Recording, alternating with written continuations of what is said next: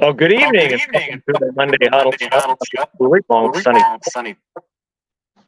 Is that echoing as bad as It's got a little echo to it. Yeah. Wow. I'm sorry, folks. We've been trying for half an hour to figure out why this thing is so echo. And hopefully I think it's an issue in Central Ohio.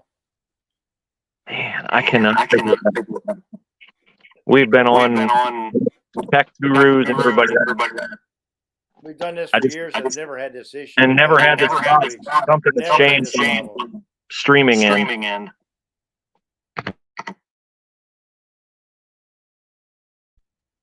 The problem when I use the microphone is I can't talk. So I don't know, Mr. What do you want to do? 2 minutes in, this is, nobody can handle this. This is terrible. Well, I'll say this. I'll start. Let me just start by saying that the Monday Night Huddle, until we get this thing figured out better, and we're going to get this here done over the next couple of days, is brought to you by Skynet Rural Internet Service here in Miami County in Pickle, where I'm sitting tonight. If you're out in the country someplace, you've got sketchy internet. I've said this for years. I had the problem for years, and they came out to my house and fixed it. If you want to find some a better Wi-Fi, if you want to stream TV, if you want to work from home, if your kids want to do homework from home, I suggest that you call in Miami County in this area around here. In fact, you can go outside to Shelby, Mercer, All Glaze, Champaign, a number of counties around here, but call the people at Skynet in downtown Pickwa at 773-0998. That's Craig and Mike Grissom. Tell them that you heard about it on Press Pros. Explain what your issue is, and chances are they're going to be able to come out and fix you and help you the same way they fixed me. And it's not something that you want to fool with, really. It's discouraging sometimes, and it was for me until they came out and said, "Hey, look, here's all you got to do. You don't have to do Skynet, or you don't have to do some of the other satellite providers that you see. They fixed it right away." So again, the number is 773-0998. It was simple. It was one trip, and it was affordable. In fact, it was less than I was paying for the data I was using on some of the other satellite providers. And so with that said, we've got some really good football to talk about over the weekend, Bruce, particularly here in the there you go.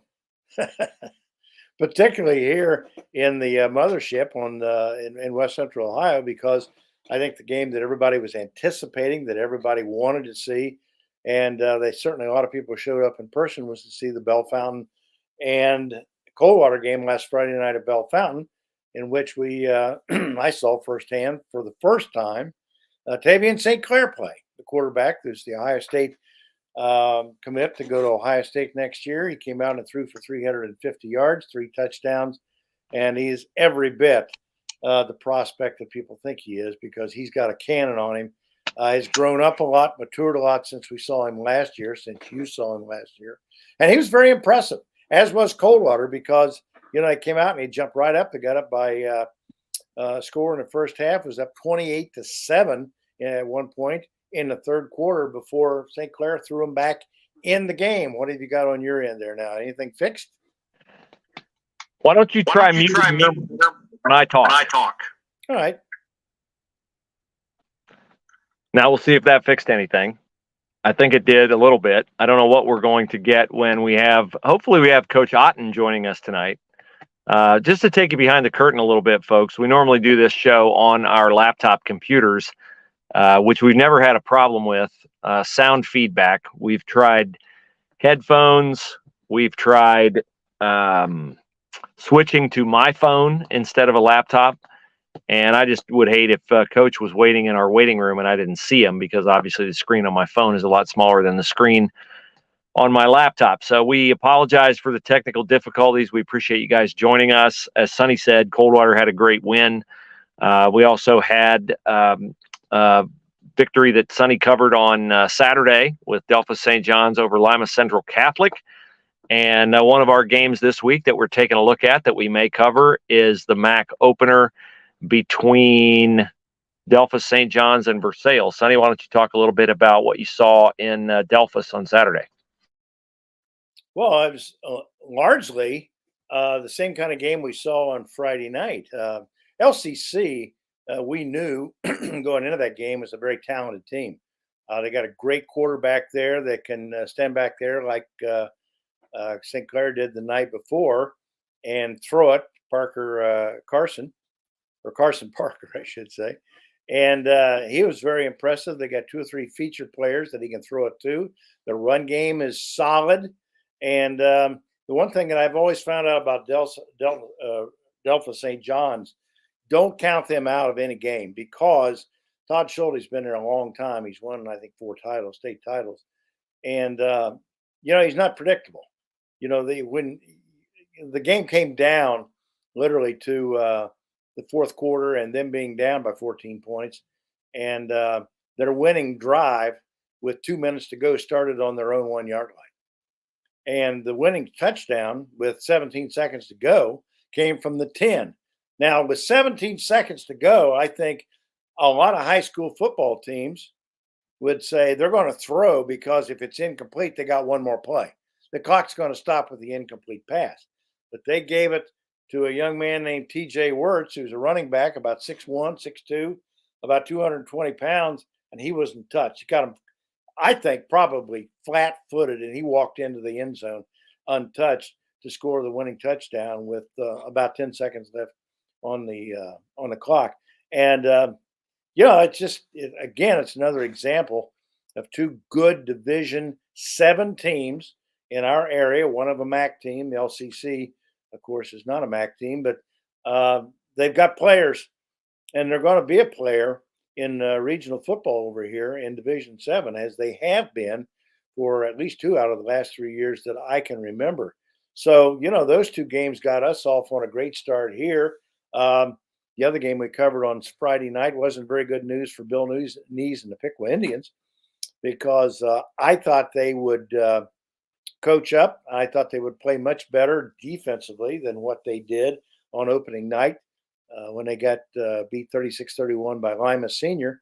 But I had heard all summer that Vandalia Butler's got players. They got talent. They got players. This is a developing program. Now, Ty Cates left as coach last year and went to Arcanum as a school administrator over now. He is the principal at Arcanum High School, where he played high school football. And Coach Guth took the job, and they came out and put one on Piqua the other night, 27-3. And our writer who was there said that Alan Brad said that Piqua never did get anything started. I think they had an interception and a field goal off an interception, and they just could not get their offense going. So those are some issues, obviously, for Bill Neese and the Piqua Indians, because guess who they've got coming up? They got Stebbins this week, then they've got Troy, and then they've got Tip. So they're going to have to get in. And this is a Stebbins team again this week. They got to play them on the road. And Stebbins is a team that in the past, when you least expect it, can put 200 rushing yards on you and score 30 points. So they've got some work to do there this week, and I'm sure it's an anxious time for Bill and the Indians. Yeah, and then over here in Central Ohio, we had a big win by Garen Stokes, who a lot of you Minster fans obviously remember. Garen left for Dublin Coffman, and they fell behind Centerville with about 5 minutes left in the game. Drove down, scored a go-ahead touchdown, intercepted a pass, and converted that into a 45-yard field goal that had the distance to be good from 55. And Garen Stokes is off to a 2-0 start. Now he's got Canton McKinley coming in this week to Coffman. And McKinley, I'm sure, will want to avenge their 28-26 loss, I think, at McKinley last year to Coffman. So Garen likes his senior class. They don't wow you with athleticism, but they're a team that plays very hard, and they don't give up much on defense. They had 3 turnovers all by one guy. So we're taking a look at that one. Then we have Hilliard Davidson and Dublin Jerome both off to 2-0 starts. We're taking a look at that one this week as well. Upper Arlington, very impressive with a win at Big Walnut. Big Walnut's 0-2, and they've got Garrett Stover, the cousin of Cade Stover at Ohio State. Garrett Stover's going to Ohio State as well. And one of the best backs, an all-state back, in Nate Sievers. A little surprising that Big Walnut would be 0-2 at this point in time. Elsewhere, MAC openers, Sonny, the headliner is undoubtedly Marion Local at Minster. That is one that a lot of people will have their eye on Friday night. Well, it is one because both teams are 2-0. When you look at Marion, they just absolutely overwhelmed Franklin last week, and Franklin has a record for being a good football team in the past. Maybe not, maybe better days back in the Rodney Roberts days, but at this point, Marion has got all guns blazing, and they're going to take on a Minster team that we know they can throw the ball. Minster's having a lot of fun up there right now with Brogan Steffi because they beat the arch rival right there in the backyard in Fort Loramie on opening night, and then they came back the other night with another good offensive performance, and I would say that they probably held a few things back, quite frankly, to get that they didn't want Marion to see. So it's going to be one of those games where I think Minster's going to score some points on Marion, unless they can get back there and put a pass rush on him to deny him time to see the field and all those open receivers that he might have downfield. So that being the case, that's going to be the headline, I think, MAC game. But there's also a couple others that I think portend real interest. One of them is Anna at St. Henry. Now, St. Henry looked so good on opening night against St. Mary, shut them out 17-0, and then went to Archbold last Friday night. And Archbold, of course, is up northwest. Always a long trip, and went up there and just I don't know what happened to them. They got beat 29-0. They obviously didn't score. Just couldn't get it going. Couldn't get anything going. And defense, offensively, and so they come back 1-1. And on the other hand, after beating Indian Lake on opening night, went to Brookville on Friday night, a game that I kind of thought Brookville's running game in defense would slow down Anna enough. Anna was up, I think, in the second half by a touchdown, ended up losing that game 28-21. Only lost by 7, but last year they lost to the same team by 32 points. So I think that'll be an interesting point to see which Anna and which St. Henry. The other game that pretends interest is two of the unbeatens. Versailles is at Delphos St. John. Now, Versailles is very, I think, optimistic about the group of kids they have. I'm not saying they're going to go 10-0. I'm not going to say they're going to win the MAC. They're going to compete, I think, every night as long as they stay healthy. But somebody told me Saturday, in fact, that they remind them of the Versailles team of 2020, the year before they beat Kirtland for the Division 5 title. So that being said, they're going to be competitive. They're going to go up there. And I certainly saw something the other day from Delphos St. John, and the people up there loved their football. They had a great crowd there on a Saturday afternoon where the temperature on the field was about 100 degrees. It wasn't exactly comfortable. Air temperature was about 88, 89. But they're looking forward to this. They've got some kids. Grant Ulm, their quarterback, can certainly play. And I mentioned TJ Wirtz, their running back that scored the winning touchdown. They got a couple of receivers. One that stood out to me was a kid named Braylon Poulter, maybe. Number 18. I remember the name. You know how I am I remember the numbers. You know how I am by name. But, they got some kids that can go catch the ball. Gagne, a young man up there, number 9, that can get downfield and showed great hands a couple of times. So, of course, they're going to hit. They're an aggressive team. Those are the 3 games right there that I would say that's going to headline the MAC on Friday night. How are you doing with your microphone? Well, I think if you mute, I'm fine. But if you don't mute, I think I'll echo. So give me a thumbs up if you're muted. Or I muted you. I muted you. That's what happened. So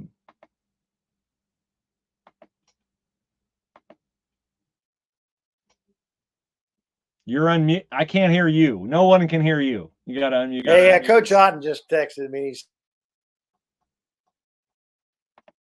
some Skynet, rural net too, so internet as well. So maybe it's a good time that we kind of keep it between us here and talk about the schedule this week. And there are some interesting games.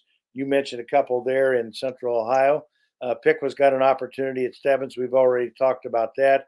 Troy's got Greenville this week. And Greenville, honestly, I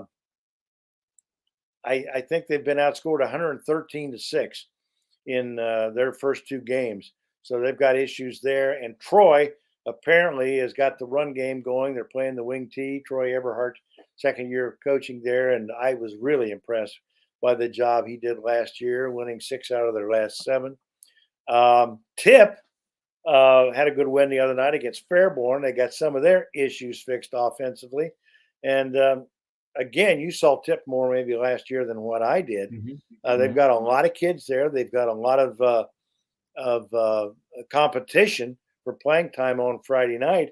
And I think I don't know if you got to see any of the second quarterbacks last year, but I think that's something that Matt Burbacher there is playing with right now and trying to get his own son Braden Burbacher an opportunity to come out and run that offense. Well, I know that Matt has built a program, and I think that's what I see at Upper Arlington.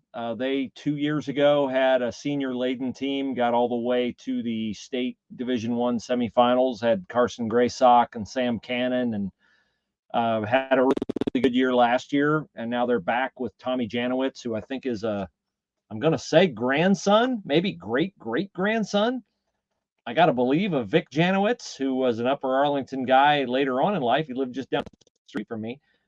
Justin Buttermore has built a program at Upper Arlington, and that's what all these coaches are striving for. You know, when you say Ryan Jones' team at Versailles reminds him a lot of his 2021 team, we saw that team coming. And I remember prior to the 2022 season, we were saying, keep your eye on Versailles. They are a senior-laden team. I was going to ask you, is Ryan's team a junior-laden team, or is it a senior team this year? Because if you can get a team that really starts to figure it out and builds momentum their junior year, I can recall the year they won the state, they had a playoff game at home, their second-round playoff game at home, and it was going to be their last home game. They knew that you get to the third round of the playoffs, you're playing on neutral sites.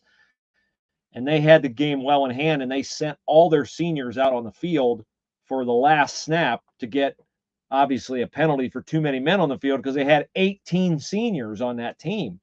If you have a senior-laden team and all those guys are playing, and on that team they were playing, I know Michael Osborne is doing a good job at quarterback for Versailles. Do you know, Sonny, is Michael a junior or is Michael a senior? I think he's a senior. They got a couple of the Garrett kids there that are upperclassmen. I haven't seen their roster yet this year, or at least it's been a couple of weeks since I've seen it. So I think they do have some significant seniors on that team because they got some leadership. You know, people told me over the summer that, you know, these kids are ready now to come on and play and do some things maybe they couldn't do a year ago, and certainly not as sophomores. So, but I'd also know they have a very good young mixed cycle of athletes that's coming up there. They have for a couple of years out of their 7th, 8th, 9th grade programs. Those kids are feeding into that program. And just like Coldwater has now, they've got a lot of kids that had the opportunity to play JV last year, got good playing time as JVs. And one of the things about Coldwater and some other teams around the area that they have kids now that are playing as juniors on JV football, have done that for a few years because they understand, recognize the fact that they got somebody better playing in front of them, and it may be a year or so before they can play. So they're playing JV as juniors and coming back and making a more profound impact as a senior because they got the added experience rather than getting mop-up time in this fourth quarter or just standing on the sidelines and watching. Yeah, I mean, that's what all coaches are striving to do, is to get some of those kids enough time in the year before you really rely on them so that when they step out there, they're not deer in the headlights. And I remember Marion Local last year in a playoff game uh, up at Wapak. I want to say it was the quarterfinals. I could be wrong on that, but they pounded somebody. It was not a game.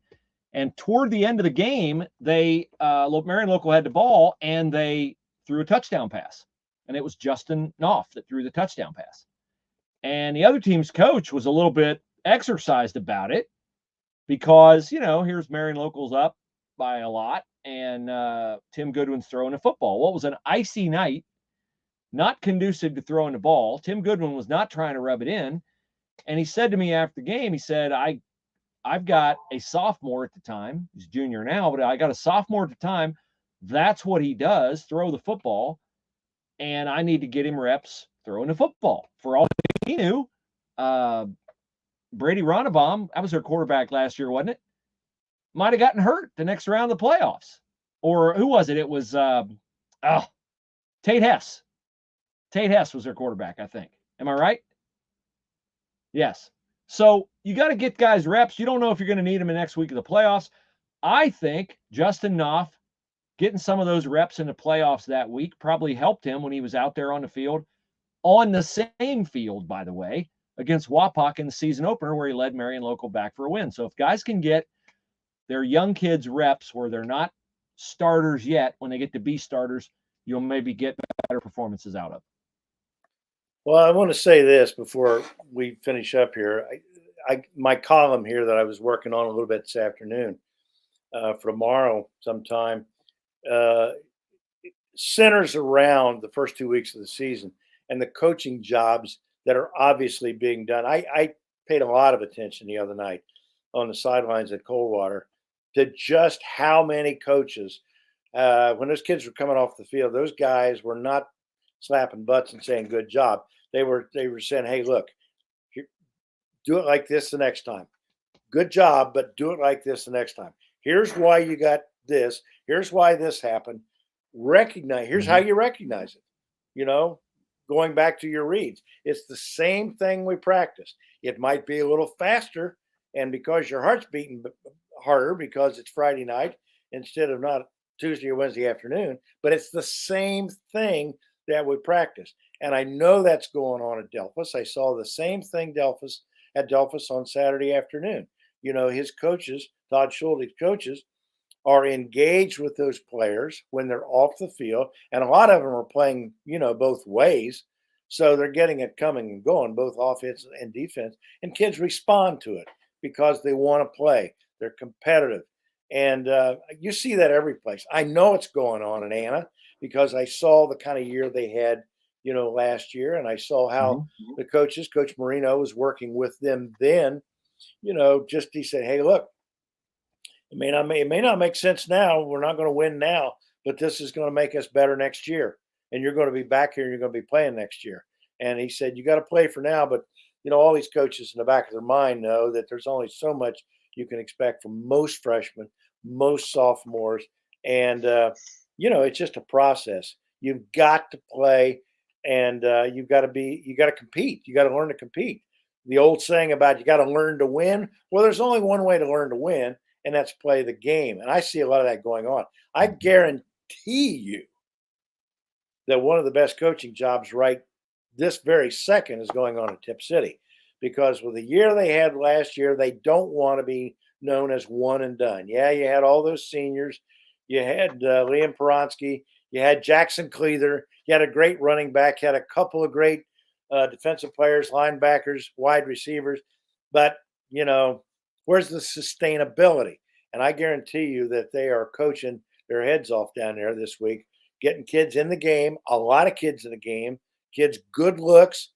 And that's what they're saying. Hey, look, it's just faster on Friday night than it is on Tuesday. Yeah, you might see a play that we didn't work on. They may put something new in. That's on us as coaches. We didn't see that, but we're ready for it the next time. And Piqua, same example. You know it's going on there. You know it's going on. What I feel badly for is some of those teams that are down this year, like West Milton. Brett Pierce is an outstanding coach. I've known him for almost 20 years, and I've seen him go through periods like this and come back where he's kind of one of those Pied Pipers. He's got kids coming that want to actually play. They want to come in and turn things around. He gets them coached up, and within a year or two, they're right back where they were. Really tough for Covington. Got beat 60-0 the other night by Ansonia.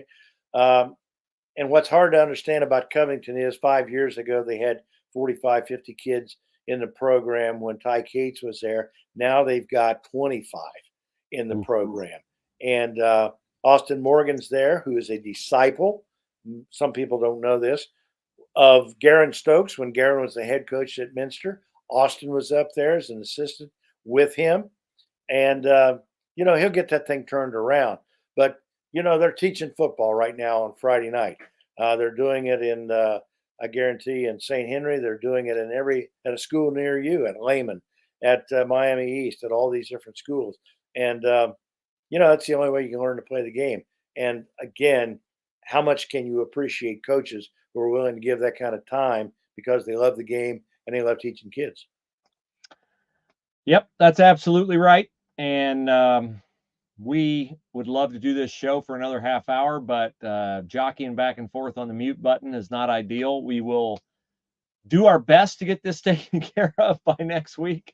It's a wrinkle we weren't anticipating, but we'll figure it out. We have a great slate of games to cover this week. We appreciate all you guys tuning in to PressProsMagazine.com. All our content's free. Tell your friends about it. Thank our sponsors. We will see you out this week, certainly at Marion Local and Minster. I would assume perhaps probably at Versailles and Delphus. Most likely at Davidson and Jerome. And our fourth game is yet to be determined. And the Buckeyes on Saturday at Indiana. Our guy, Jeff Gilbert, will be making that trip over there to write that game. So we'll look forward to that. Don't know what to expect. Don't even know who the quarterback is. But I'll tell you what, the world's a better place when Ohio State's playing football. We all know that. And so that's coming this weekend as well. So one other thing, too, a reminder that besides being sponsored tonight by Skynet Internet in downtown Pickwood, we're also sponsored on the Monday Night Huddle by Orthopedic Associates of Southwest Ohio. Offices from Cincinnati to Lima, literally from Greenville to Springfield. I think they have 9 different locations. The one closest to here is up at Sydney at Wilson Memorial Hospital. Compassion in all levels of the orthopedic practice. So you can count on Orthopedic Associates when that time comes, when you need quality and you need assurance. Give them a call. With that, Bruce, that's all I got. All right. Well, it's very good to see you on the show, my friend. And you had a long weekend. Really glad to see you. And we look forward to seeing all of our fans out and about this weekend. So with that, everybody have a great night. And we'll talk to you again next week. You bet.